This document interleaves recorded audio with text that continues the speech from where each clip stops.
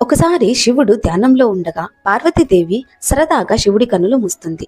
దానివల్ల భూమి చాలా ఏళ్ళు అంధకారంలోకి వెళ్ళిపోతుంది.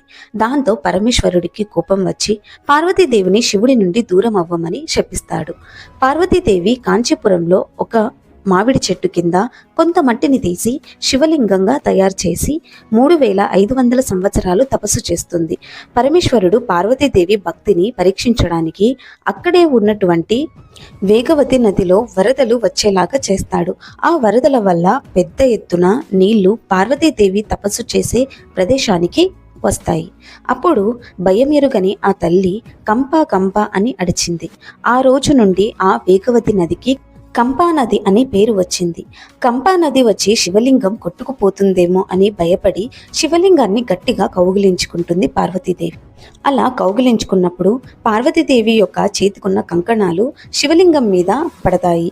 ఇప్పటికీ కాంచీపురంలో ఏకాంబరేశ్వర స్వామి విగ్రహం మీద ఈ ముద్రలు ఉంటాయని చెప్తుంటారు. ఈ వీడియో మీకు నచ్చినట్లయితే లైక్ చేసి షేర్ చేయండి. ఇంకా మరిన్ని వీడియోస్ కోసం మన ఛానల్ని అయితే సబ్స్క్రైబ్ చేసుకోండి. ఇక బెల్ ఐకాన్ని కూడా క్లిక్ చేసుకోండి.